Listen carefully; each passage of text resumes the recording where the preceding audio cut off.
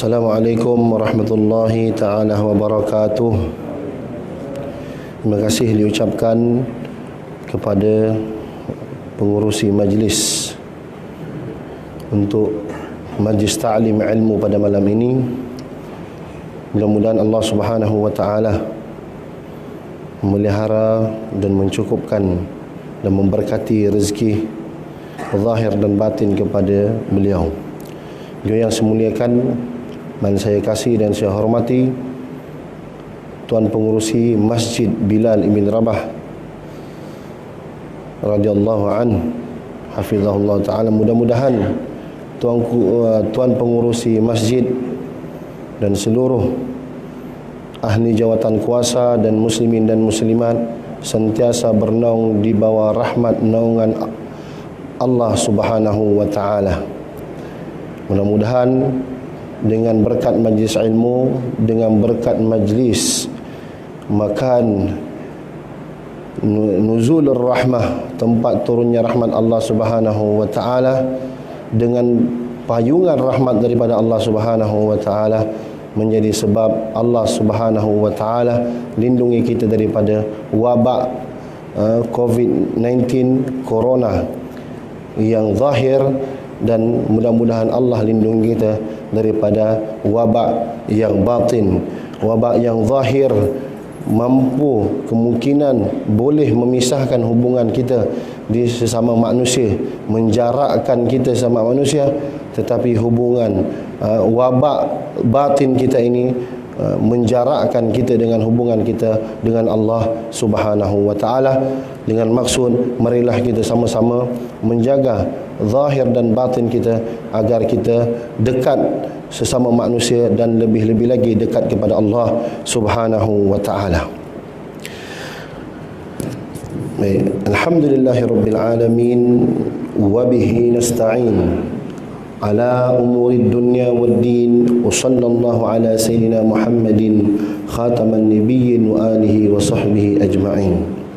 Allahumma lakal hamdu syukra wa lakal mannu fadla, nastaghfiruka ya hayyu ya qayyum, salli wa sallim adada ilmika ala abdika wa rasulika wa habibika as-sayyidil ma'sum sayyidina Muhammadin wa alihi wa sahbihi wa ahli mahabbatihi, wa aslih syu'una ummatihi wa farrij anna al-humum wal ghumum ya hayyu ya qayyum. Rabbi syrah lana sudurana yassir lana umurana abwabal fahmi wal hikmah kama fatahta ala anbiya'ika wa awliyaika min ibadika as-salihin. Allahumma arina haqqa haqqan warzuqna ittiba'ah wa arina batila batilan warzuqna ijtinabahu birahmatika ya arhamar rahimin. Subhanaka la ilma lana illa ma 'allamtana innaka antal alimul hakim, wa la hawla wa la quwwata illa billahil aliyyil azim. Nawaitu ta'alluma wat ta'lim والتذكر والتذكير والنفع والانتفاع والإفادة والاستفادة والحث على التمسك بكتاب الله وسنة رسوله والدلالة إلى الهدى والدعوة على الخير وابتغاء مرضات الله وقربه وثوابه. اللهم إنا نسألك حبك وحب من يحبك وحب عمل يقربنا إلى حبك. اللهم آتي نفسنا تقواها وزكاها وأنت خير من زكاها وأنت وليها ومولاها. أما بعد. Pertama, saya mengucapkan jazakumullah khairan katsirah, jazakumullah khairan katsirah, jazakumullahu khairan katsirah kepada ahli jemaah Masjid Bilal Ibn Rabah radhiyallahu anhu kerana sudi menjemput saya menumpang keberkatan tuan-tuan dan puan-puan muslimin muslimat, mukminin mukminat rahimakumullah. Saya sangat bersyukur kepada Allah Subhanahu wa ta'ala kerana dijemput dengan penuh ta'zim, dengan penuh sangka baik.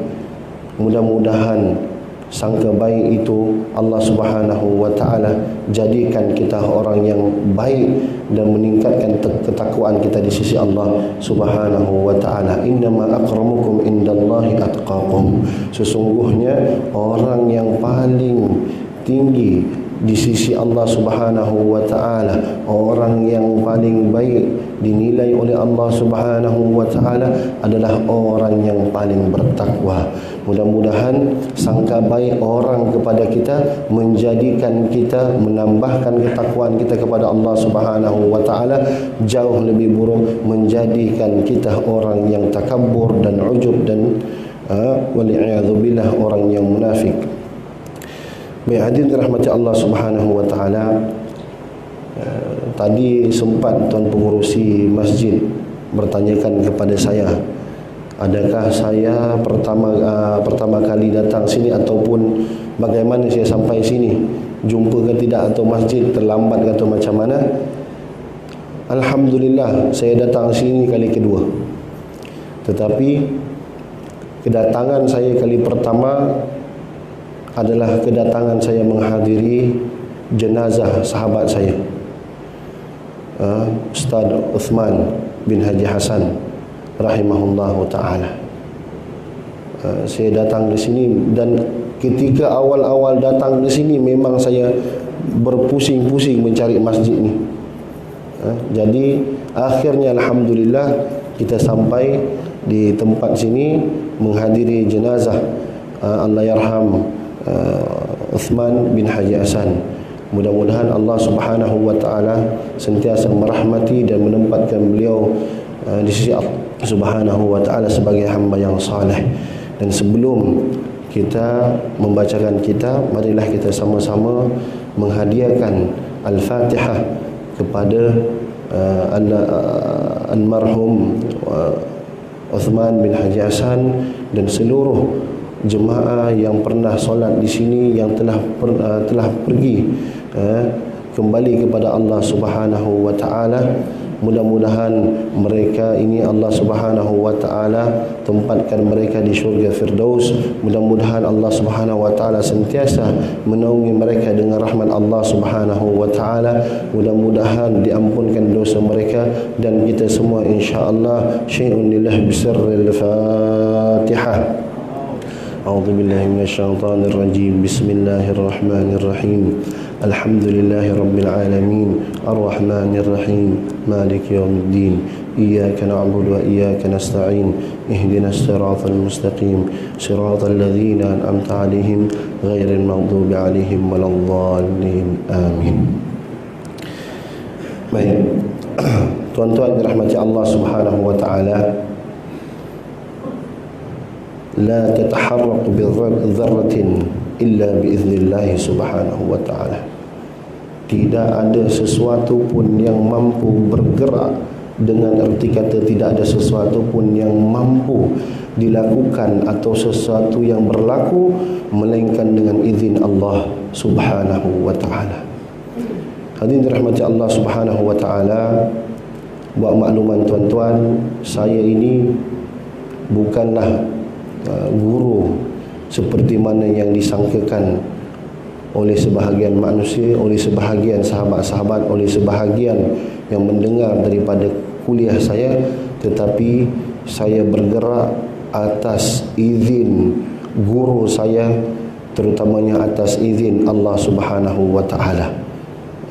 Dan kedatangan saya sini hakikatnya diketahui Allah Subhanahu wa ta'ala, dan saya juga dapat izin daripada guru saya Al-Fadhil Al-Syekh Zulkifil bin Haji Ismail, mudir kepada Pondok Baitul Qurra wal Fuqaha. Jadi kedatangan saya ini bukan sebagai guru, tetapi sebagai khadim, sebagai orang yang berkhidmat kepada tuan-tuan semua. Sebab apa? Tuan-tuan semua diam, saya yang bekerja.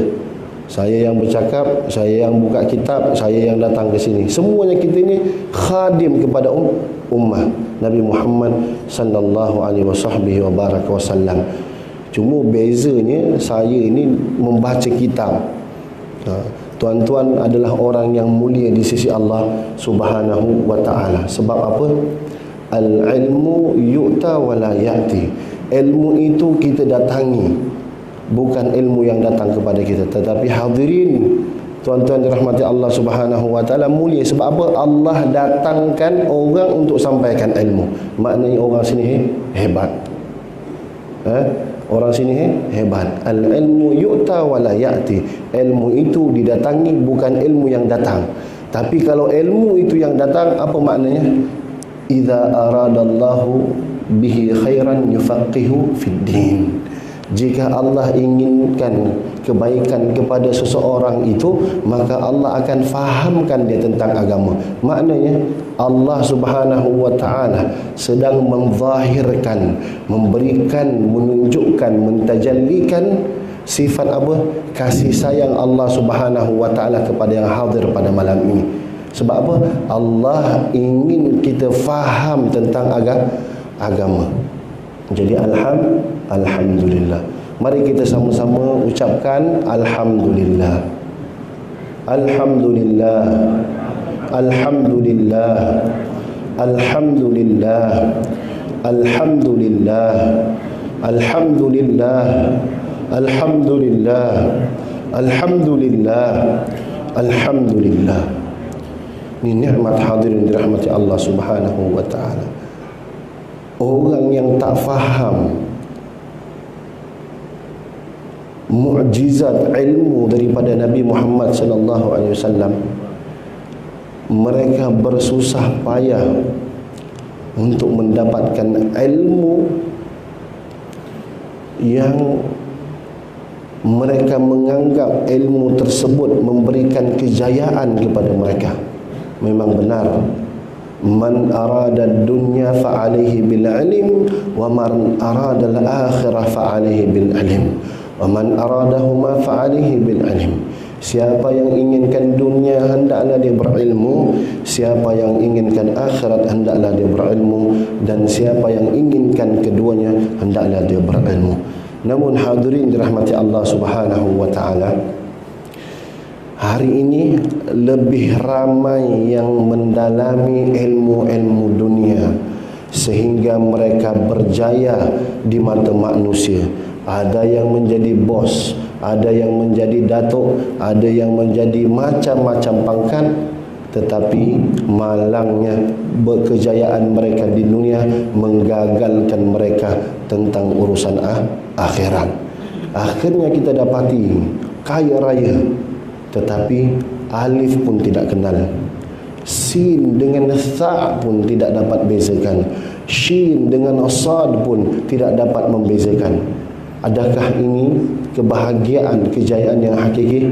Belum lagi hadirin dirahmati Allah Subhanahu wa ta'ala. Sebab itu kedatangan para ulama mentarbiah masyarakat ini, mendidik umat ini, mereka lebih mengutamakan pengajian, pendidikan tarbiyah yang membawa kita mengenal Allah Subhanahu wa ta'ala melalui ilmu tauhid, melalui ilmu fiqh, dan melalui ilmu ihsan, ilmu tazkiyatun nufus.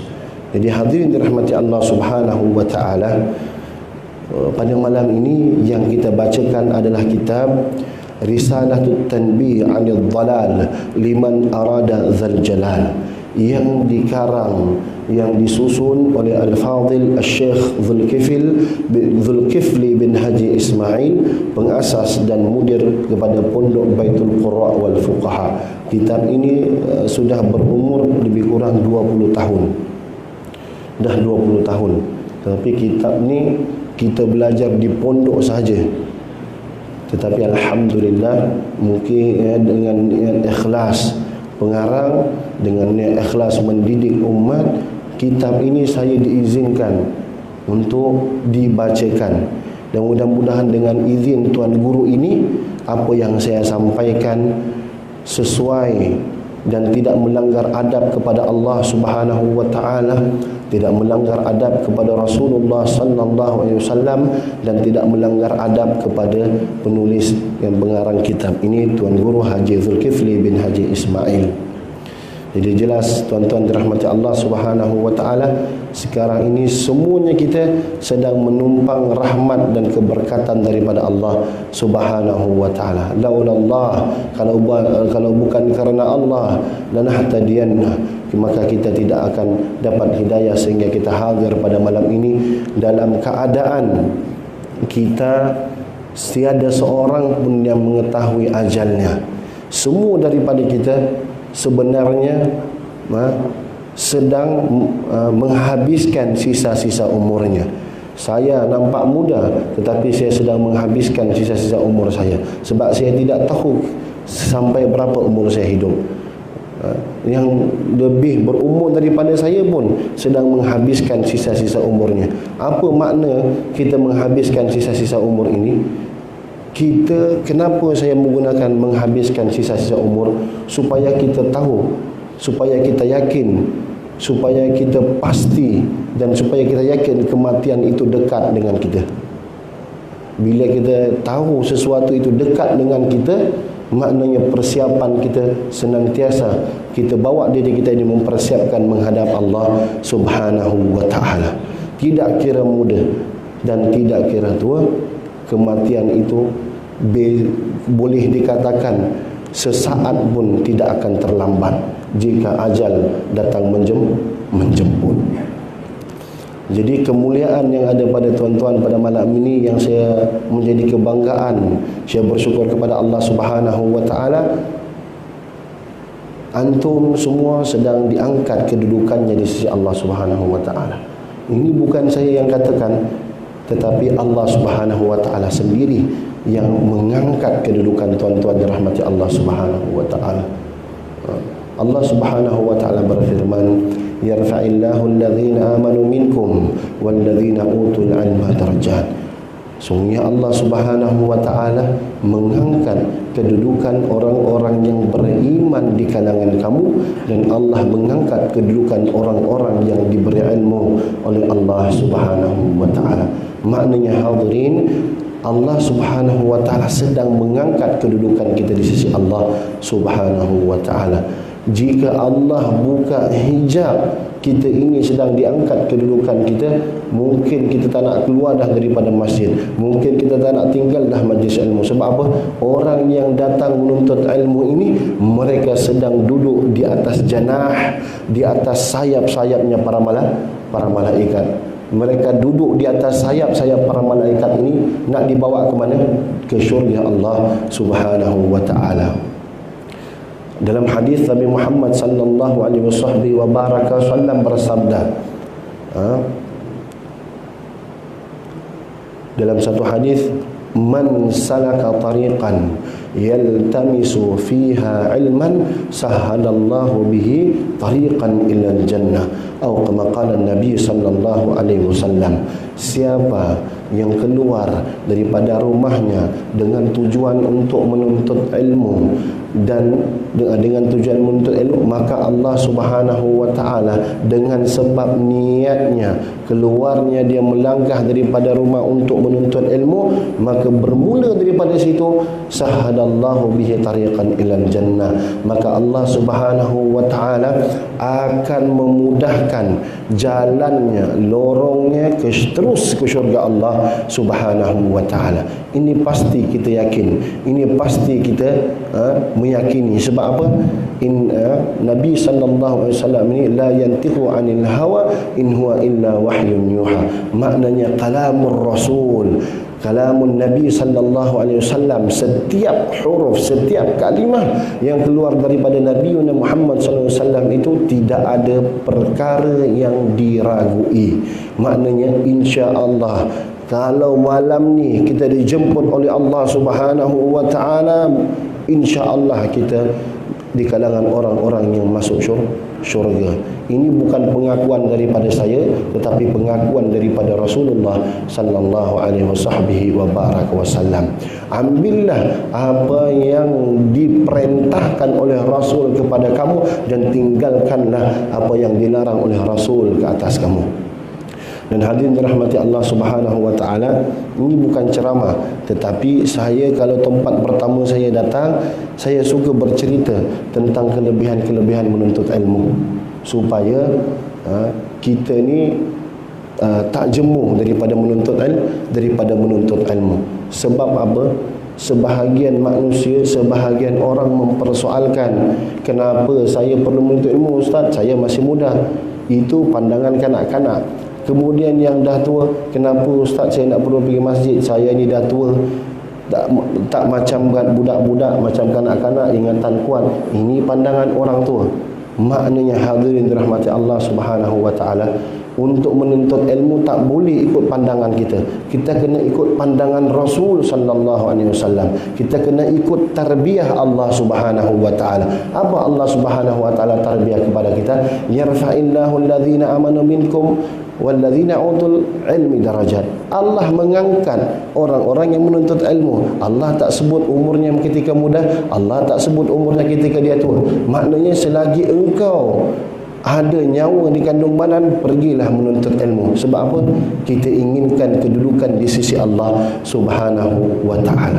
Inilah kehebatan orang-orang yang menuntut ilmu. Siapa dalam hadis riwayat Tirmizi, siapa yang keluar daripada rumah ingin dengan tujuan yang menuntut ilmu, wahwa fi sabilillah hatta yarji'ah. Orang yang keluar daripada rumah kerana pergi menuntut ilmu, dia sedang berada di fi sabilillah, di jalan berjihad, di dalam fi sabilillah, jalan Allah Subhanahu wa taala, sehinggalah dia kembali ke rumahnya. Maknanya kalau dia wafat dalam perjalanan menuntut ilmu, dia adalah orang yang syahid. Menuntut ilmu ni nampak senang, tetapi sebenarnya dia memerlukan mujahadah. Perkumpulan kita pada malam ini boleh dihitung, tetapi kalau kita pergi Maidin, lebih banyak orang kat Maidin daripada kita. Maknanya apa? Pilihan Allah Subhanahu wa taala ini, yang baik-baik ini Allah tak berikan kepada semua, kecuali orang yang dipilih oleh Allah Subhanahu wa taala. Jadi kita berbangga tanpa ujub, kita berbangga tanpa sombong, kita berbangga tanpa merendahkan orang lain. Bahkan kedatangan kita sini, selain daripada kita bersyukur nikmat Allah Subhanahu wa taala, kita juga berharap dan berdoa kepada Allah Subhanahu wa taala agar Allah Subhanahu wa taala memberikan hidayah dan taufik kepada sahabat-sahabat kita yang di luar, yang belum dapat hidayah dan belum dapat taufik daripada Allah Subhanahu wa taala. Sebab apa? Sebahagian daripada kita umur dah 60 tapi masih lagi main kartu. Umur dah 70, 50 masih lagi main dam. Nak angkat catur kuda pun dah tak larat dah, tapi masih lagi duduk di kedai kopi. Dan benda ini hakikat, benda ini zahir, nyata. Kita boleh lalu kat kampung-kampung, mesti ada lagi yang orang tua dah tak nampak pun, tapi masih lepak lagi. Masjid tak sampai-sampai. Yang lebih teruk masih pakai anting-anting lagi. Dan bangga dia adalah rockers kampung dulu. Jadi ini yang kita tak nak. Dan inilah di antara sebab kita datang ke masjid dan bersyukur seluruh ahli karya, adanya masjid di sini, adanya imam di sini, adanya orang-orang saleh di sini. Setiap solat mereka, Allahumma ighfir lana dhunubana wa liwalidina warhamhuma kama rabbawna shighar wa li jami'il muslimin wal muslimat wal mu'minin wal mu'minat. Bukan itu saja, al ahya'i minhum wal amwat, orang yang muslimin muslimat, mukminin mukminat, yang mati ataupun yang masih hidup, tetap setiap hari mereka mendapat doa daripada orang-orang yang datang ke masjid. Apa semuanya tadi itu hadirin dan hadirat Allah Subhanahu wa taala? Itulah dia tazkiyatun nufus. Itulah dia penyucian, salah satu daripada sifat-sifat tarbiyah yang diajarkan oleh Rasul sallallahu alaihi wasallam. Lapar bersama dan kenyang pun bersama, kaya bersama dan miskin pun bersama. Maknanya apa? Susah senang, orang Islam tetap saudara kita dan tetap dia ada hak untuk kita berdoa ke atasnya. Bukan sebab kita ada permusuhan dengan dia, dengan sebab harta dunia kita dah benci dia, bahkan kita maki dia. Ini sebenarnya kita sedang merosakkan hati kita. Saya bertanya kepada seorang ulama, kenapa kita ini sebagai orang yang penuntut ilmu, kita ada melihat kawan kita, dia buat baik, tapi kenapa kita boleh sakit hati? Dia solat, kenapa kita boleh sakit hati? Dia hafal Quran, bagus, tapi kenapa kita boleh sakit hati? Macam mana nak buang penyakit ni? Sama-sama datang masjid, tapi kenapa kita sakit hati? Itu persoalan yang saya tanya. Macam mana kita nak buang penyakit hati tersebut? Dia bukan buat jahat kepada kita, dia tak ambil kereta kita, dia tak mengganggu rumah tangga kita, dia datang ke masjid sama kita, dia pun balik sama kita, makan nasi pun macam kita. Tapi ada sebahagian orang kita sakit hati. Tak tahulah, kalau saya mengalaminya. Mungkin tuan-tuan, mungkin wali-wali Allah semua insya-Allah tak ada. Mudah-mudahan hati bersih semua, amin ya rabbal alamin. Tapi kebanyakan daripada kita akan mengalami perkara tersebut. Tetapi kita pun pelik, kenapa saya tak suka dia? Kan? Kenapa? Orang puasa kita sakit hati. Contoh, ada orang datang hari Isnin Khamis dia puasa, Isnin Khamis dia puasa. Kita ni tak puasa-puasa, tapi kenapa kita sakit hati dengan dia puasa? Dia puasa pun tak kurangkan harta kita.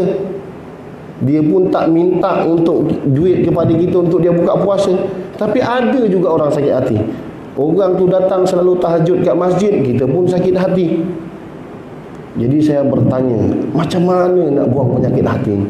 Kadang-kadang kita mengadu masalah orang, nampak gaya nak islah, nampak gaya kita nak memperbaiki, tapi hati kita tu jahat supaya orang lain benci dengan orang tu juga. Jadi benda ni yang merisaukan kita, hadirin dirahmati Allah Subhanahu wa taala. Jadi syekh tersebut menjawab, guru tersebut menjawab, yang pertama, jangan cerita apa-apa pasal dia lagi, walaupun kebaikan. Sebab apa? Ada kita awal-awal cerita baik, akhirnya masuk kepada mengumpat. Dia baik, tapi sebenarnya dia ni bagus solat, tapi sebenarnya dia ada tapi lepas tu. Jadi jalannya macam mana? Nabi SAW mengatakan, man somata najah. Siapa yang diam tutup mulutnya, maknanya dia akan selamat. Maknanya apa, hadirin dirahmati Allah Subhanahu wa taala? Jalan dia kita diam. Kalau kita nak sebut pun sebut kebaikan, lepas tu sekadar itu. Kemudian nak cerita pasal buruk, kunci mulut kita. Yang paling istimewa, di dalam keadaan kita bersendiri, tidak ada seorang pun yang tahu kita sedang berdoa dan menitiskan air mata untuk orang tersebut. Ini akan merawat hati kita insya-Allah taala. Dah masuk azan isya. 4 minit lagi Jadi sini memang azan isya terus berhenti. Lebih sikit je lah insya-Allah. Jadi insya-Allah kita akan masuk kepada kitab. Jadi insya-Allah mudah-mudahan jelas apa yang saya jelaskan tadi daripada kelebihan orang yang menuntut ilmu. Mudah-mudahan Allah terima, bukakan kefahaman kita. Sebab itu dalam kita menuntut ilmu perlu juga berdoa. Sebab ilmu ini bukan milik kita. Subhanaka la ilma lana illa ma 'allamtana. Maha suci Engkau ya Allah, tidak ada ilmu yang kami ada ni melainkan apa yang Kau ajarkan kepada kami. Baik. Jadi kitab ini nama dia Risalah Tanbih. Maknanya Tuan Guru memberikan tajuk kitab ini iaitu pedoman bagi orang-orang yang mengharapkan Tuhan dalam bahasa Melayu ni. Tetapi kita melihat daripada tajuk ni, sebenarnya makna daripada tajuk kitab dalam bahasa Arab lebih luas. Walaupun dia singkat, tapi lebih memberikan pengajaran yang besar kepada kita. Apa dia? Pedoman ataupun pedoman peringatan, atau senang cerita lebih mudah bahasanya, risalah ni surat lah ataupun message. Surat ataupun message peringatan, maknanya awas daripada perkara-perkara yang sesat dan menyesatkan. Ini bagi siapa? liman arada dzal jalal, bagi orang arada ini yang menginginkan Tuhan, maknanya yang mengharapkan Allah Subhanahu wa ta'ala. Sebelum kita masuk kepada isi kandungan kita, Tuan Guru menerangkan daripada tajuk ini sahaja sudah cukup memberi gambaran bahawasanya kita ini manusia yang nak kembali kepada Allah Subhanahu wa ta'ala akan melalui ujian-ujian di dalam kehidupan kita. Kalau tidak ada bimbingan daripada Allah, bimbingan daripada Rasulullah, bimbingan daripada guru-guru yang benar, kadang kita nampak salah, yang salah kita nampak benar. Sebab apa? Dalam firman Allah Subhanahu wa ta'ala, asa an takrahu syai' wa huwa khairul lakum wa asa an tuhibbu syai' wa huwa syarrul lakum. Kadang-kadang kamu mengingat, kamu sangka perkara itu kamu tak suka, sedangkan perkara itu baik bagi kamu.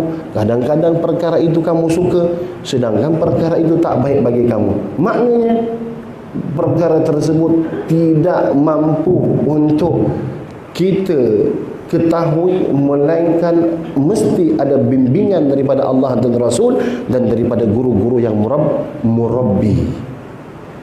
Guru-guru murabbi, dia lebih meraihkan adab kepada Allah, adab kepada Rasulullah daripada adab kepada makhluk. Kalau yang orang ini mengutamakan adabnya kepada manusia, mengatasi Allah Subhanahu wa ta'ala, maknanya orang ini, kita ini masih ada kurang lagi pengagungan kita kepada Allah Subhanahu wa ta'ala. Kalau kita lihat dekat sini, orang yang betul-betul istiqamah datang ke masjid, sebelum azan dia dah siap dah. Dan kalau ada orang nak jumpa dia, tak boleh, ini masa aku nak ke masjid. Nah, orang macam ni adab dia kepada Allah tinggi.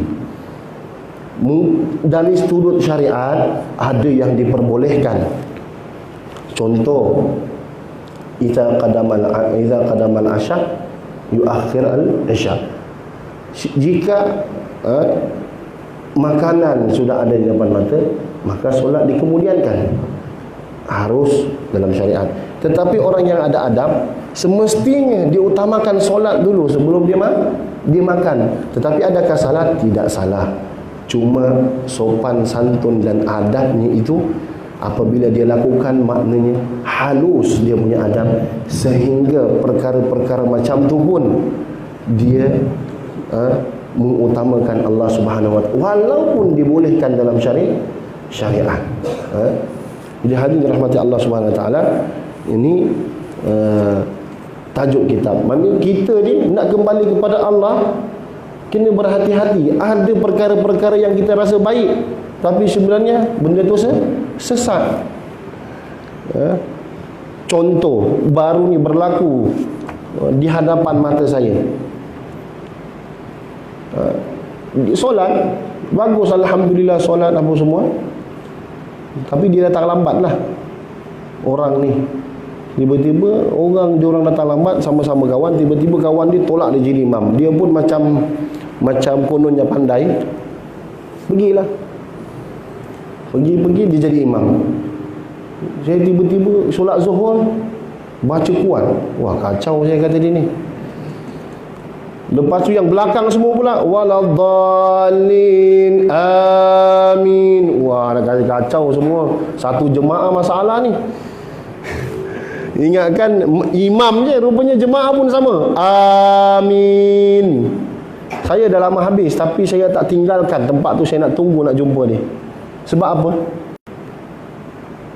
Kita ni kena ambil tahu, bila kita rasa ada peluang mampu sampaikan yang betul, kita kena tunggu. Berdosa kita kalau tak tegur dia, berdosa kalau kita mampulah.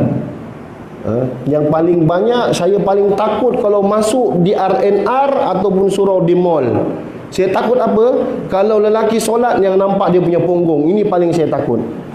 Sebab apa saya takut? Kalau dia tengah solat, lepas tu saya solat, dia pergi macam tu je, saya tak sempat bagi tahu.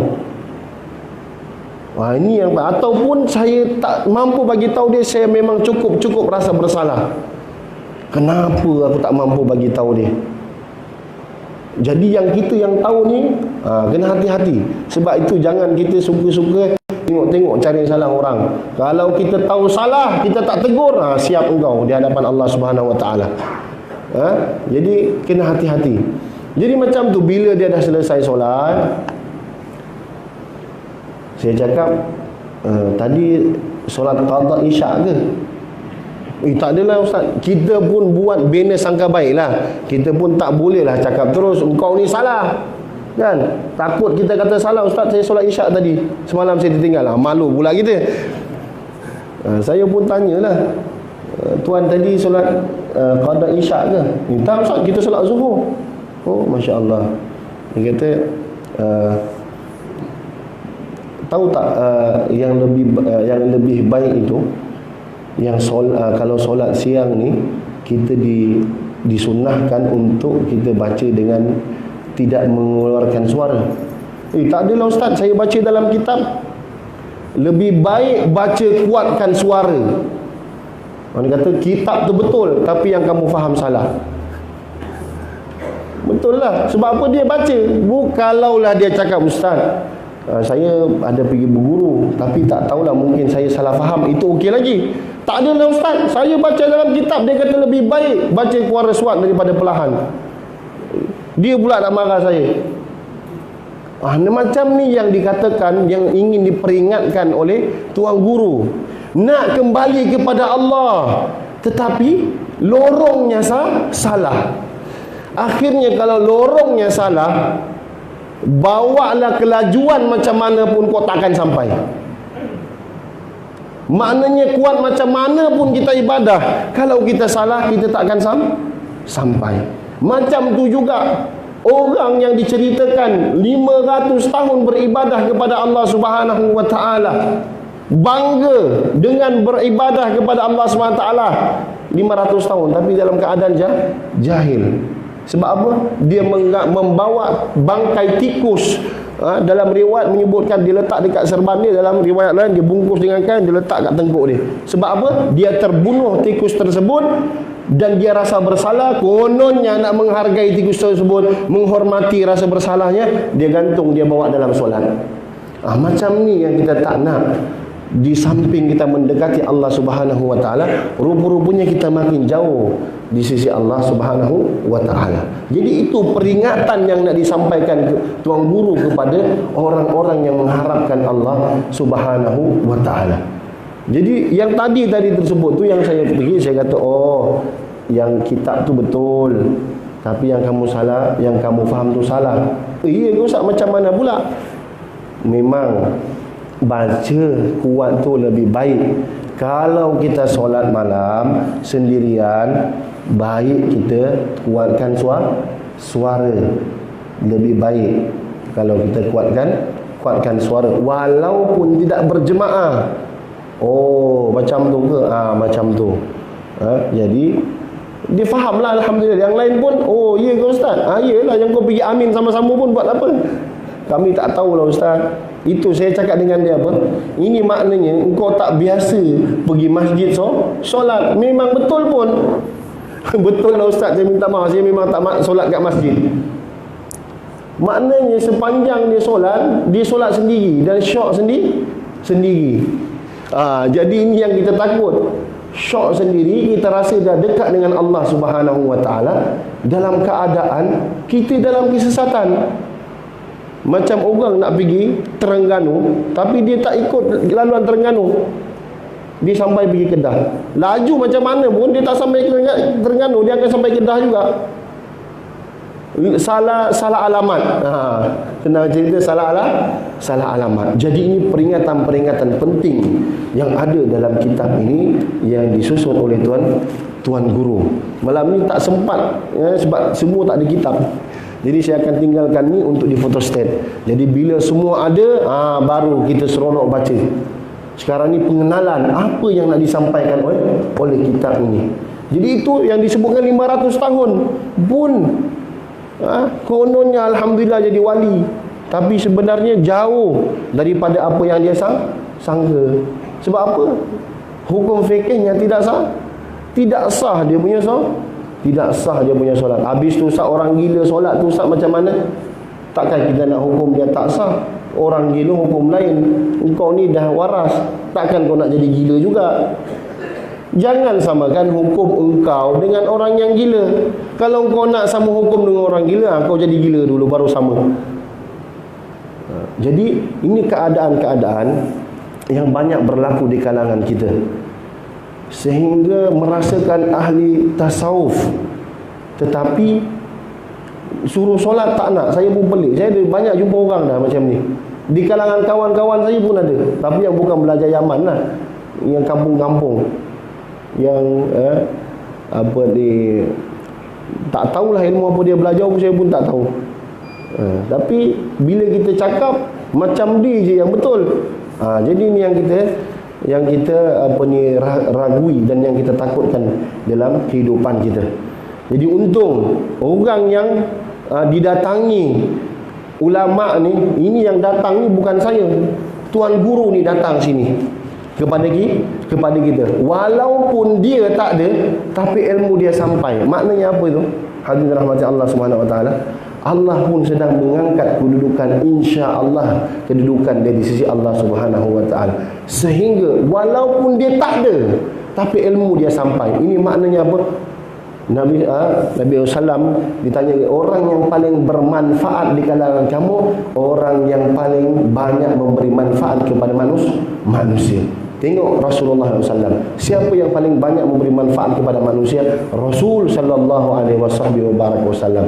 Dan dengan sempena bulan Maulid ni, saya tidak ingin terlepas daripada kelebihan ni, saya mengucapkan salam Maulidur Rasul kepada ahli jemaah semua. Mudah-mudahan Allah Subhanahu wa taala izinkan kita mendapat syafaatnya Rasulullah sallallahu alaihi wasallam. Jadi harap-harap di sini semuanya orang yang suka kedatangan kelahiran baginda Nabi Muhammad SAW. Kalau yang tak suka tu, saya minta maaf sebab saya menyebutkan tentang kelahiran Rasulullah sallallahu alaihi wasallam. Kelahiran kita ini tak ada kelebihannya pun, tetapi kelahiran Rasulullah SAW, kita kena ingat kelahiran Rasulullah SAW ini ada jaminan dunia dan akhirat kita. Jadi jangan terasa geli hati kalau ada orang sambut Maulid. Jangan ada terasa dia ni sesat dah. Sebab apa sambut Maulid? Yang kita sambut ni Rasulullah sallallahu alaihi wasallam. Tapi sambutlah dia dengan kegembiraan, seperti mana kita menyambut hari kelahiran anak kita, seperti mana kita menyambut isteri kita yang kita baru kahwin, ataupun seperti menyambut suami kita yang baru mereka kahwin. Bukan kita kahwin lah, kita kahwin wanita. Yang macam itulah maknanya, setiap nikmat yang kita dapat ni kita sambutnya dengan gembira, dan tak ada satu nikmat yang lebih besar yang Allah berikan kepada kita melainkan kita ini dipilih oleh Allah Subhanahu wa taala menjadi umatnya Rasulullah sallallahu alaihi wasallam, dalam keadaan kita tak kenal pun Nabi sallallahu alaihi wasallam, tapi Allah pilih kita menjadi umat. Yahudi dan Nasara kenal Nabi Muhammad sallallahu alaihi wasallam, tapi Allah tak pilih mereka jadi umatnya Nabi Muhammad sallallahu alaihi wasallam. Nabi Musa alaihi salam kenal Nabi Muhammad sallallahu sehingga minta untuk jadikan umatnya Sayyidina Muhammad sallallahu alaihi wasallam, tapi Allah tak pilih. Kita dalam keadaan Nabi pun kita tak ingat apa salah satu mukjizatnya Nabi. Ramai di kalangan kita ni tak tahu pun apa mukjizat Nabi Muhammad sallallahu alaihi wasallam, tapi dalam isi Islam, tapi masih mengucap asyhadu an la ilaha illallah wa asyhadu anna Muhammadar Rasulullah. Bukankah itu nikmat yang Allah bagi kepada kita? Kita tak minta Allah bagi. Ini yang istimewa kepada umatnya Nabi Muhammad SAW, hingga dicemburui oleh umat-umat yang sebelumnya. Jadi kita kena bersyukur atas nikmat ini. Kita atas Allah Subhanahu wa taala mengatakan, berfirman, para ulama mengingatkan, man lam yashkurun nas lam yashkur, man lam yashkurin nas lam yashkurillah. Siapa yang tidak bersyukur, berterima kasih kepada manusia, sebenarnya dia tidak bersyukur dan berterima kasih kepada Allah Subhanahu wa taala. Jadi yang selayak, yang paling layak kita ucapkan syukur dan terima kasih ini di kalangan manusia satu-satunya Rasulullah sallallahu alaihi wasallam. Sebab apa? Yang ajarkan kita iman Rasulullah, yang ajarkan kita Islam Rasulullah, yang ajarkan kita ihsan Rasulullah SAW, yang ajarkan kita, memberikan peringatan kepada kita tentang yaumul qiyamah, tentang peristiwa-peristiwa akhir zaman Rasulullah sallallahu alaihi wasallam. Maka kegembiraan kita kepada Rasulullah sebenarnya adalah satu keimanan. Jadi hadirin dirahmati Allah Subhanahu wa taala, saya rasa waktu pun dah terlalu lebih, tapi mudah-mudahan yang lebih ini manfaatnya lebih lagi ke atas kita. Mudah-mudahan Allah Subhanahu wa taala pertemukan kita lagi dalam keadaan sehat dan afiat. Mudah-mudahan panjang umur, dan mudah-mudahan Allah Subhanahu wa taala panjangkan umur kita dalam ketaatan dan ibadah kepada Allah Subhanahu wa taala. Mudah-mudahan yang sakit Allah sembuhkan. Mudah-mudahan orang yang dikelilingi hutang Allah selesaikan hutangnya, dan mudah-mudahan Allah Subhanahu wa taala memberikan syafaat Rasulullah SAW kepada kita. Mudah-mudahan Allah memberkati istri, memberkati anak-anak, memberkati harta, dan mudah-mudahan Allah Subhanahu wa taala melindungi kita daripada penyakit-penyakit mazmumah, kemudian digantikan dengan sifat-sifat mahmudah. Dan mudah-mudahan Allah Subhanahu wa taala sentiasa pilih kita duduk bersama orang-orang yang saleh, duduk bersama-sama orang yang sedih, duduk bersama-sama orang yang ahlillah. Dan orang ahlillah ini adalah orang-orang yang selalu melantunkan Al-Quran, yang selalu membacakan Al-Quran. Dan mudah-mudahan Allah Subhanahu wa taala dekatkan kita dengan Nabi Muhammad SAW, dengan banyaknya kita mengamalkan sunnah Nabi Muhammad SAW. Kadar kedekatan kita kepada Allah adalah kadar kedekatan kita kepada Rasulullah sallallahu alaihi wasallam. Nak membuktikan cinta kepada Allah, membuktikan cinta kepada Rasulullah adalah dengan mengikuti Rasulullah sallallahu alaihi wasallam. Ya Allah, dengan itu kami mohon kepadamu, mudah-mudahan Engkau berikan kami taufik hidayah untuk berpegang teguh dengan sunnahnya Rasulullah sallallahu alaihi wasallam, sehingga menjadi saksi bahwasanya kami orang yang Engkau pilih mencintaimu ya Allah. Kerana firman Allah Subhanahu wa taala, "Qul in kuntum tuhibbunallaha fattabi'uni yuhibbukumullah wa yaghfir lakum dzunubakum." Katakanlah wahai Muhammad, kalau kamu benar-benar mencintai Allah, maka ikutilah kamu. Benar-benar mencintai Muhammad, ikutilah aku, kata Nabi Muhammad SAW. Kemudian Allah SWT mengatakan, yuhibbukumullah wa yaghfir lakum dzunubakum, maka Allah akan mencintai kamu dan akan mengampunkan dosa kamu. Ya Allah, golongkanlah kami di kalangan orang-orang yang Engkau cintai, golongkanlah kami di kalangan orang-orang hamba-hambamu yang Engkau ampuni dosa mereka. Dan mudah-mudahan Allah Subhanahu wa taala lembutkan lisan kita, basahkan lisan kita dengan zikrullah dan zikran dan selawat ke atas baginda Nabi Muhammad sallallahu alaihi wasallam. Dan orang yang berzikir kepada Allah Subhanahu wa taala, Engkau menyebutkan ya Allah, idza dzakarani fi nafsi dzakartuhu fi nafsi. Jika seseorang itu menyebut namaku dengan dirinya, maka dengan zat keagungan Allah Subhanahu wa taala aku akan menyebut namanya. Ya Allah, mudah-mudahan ya Allah Engkau basahkan lidah kami dengan zikir kepadamu, sehingga Engkau menyebut kami dengan zatmu yang maha mulia.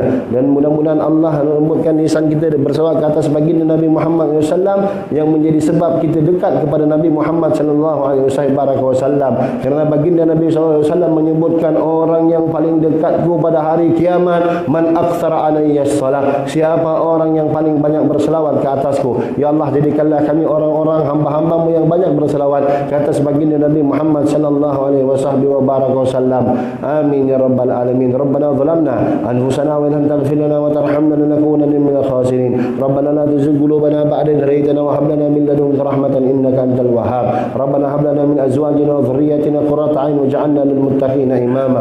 Allahumma ahyina bil iman wa amitna bil iman wa ahshurna bil iman wa adkhilna al jannata ma'al iman. Allahumma ij'al akhir kalamina qawlu la ilaha illallah Muhammadar Rasulullah. Ya Allah, jadikanlah akhir lisan kami, akhir kalam kami dalam kehidupan kami dengan Engkau memberikan taufik hidayah agar kami dapat menyebut la ilaha illallah, la ilaha illallah, la ilaha illallah Muhammadur Rasulullah sallallahu alaihi wasallam, alaiha nahya wa alaiha namut wa alaiha wa biha insyaallah nub'atsu minal amin. Ya Allah, dengan kalimah la ilaha illallah Muhammadur Rasulullah kami hidup, dengan kalimah la ilaha illallah Muhammadur Rasulullah kami mati, dan mudah-mudahan dengan kalimah la ilaha illallah Muhammadur Rasulullah kami dibangkitkan, dan mudah-mudahan dengan kalimah la ilaha illallah insyaallah kita dibangkitkan dalam keadaan kita beriman kepada Allah Subhanahu wa taala. Rabbana atina fid dunya hasanah wa fil akhirati hasanah wa qina adzabannar. Sallallahu ala sayyidina Muhammadin nabiyyi wa ala alihi wa sahbihi wasallam. Subhana rabbika rabbil izzati amma yasifun, salamun alal mursalin, alhamdulillahi rabbil alamin. Wal afu minkum, yang baik yang sempurna daripada Allah Subhanahu wa taala, yang kurang baik adalah daripada kekurangan kita sendiri. Namun dengan sifat kesempurnaan Allah Subhanahu wa taala kita mengharapkan Allah mencukupkan kekurangan kita. Amin ya rabbal alamin.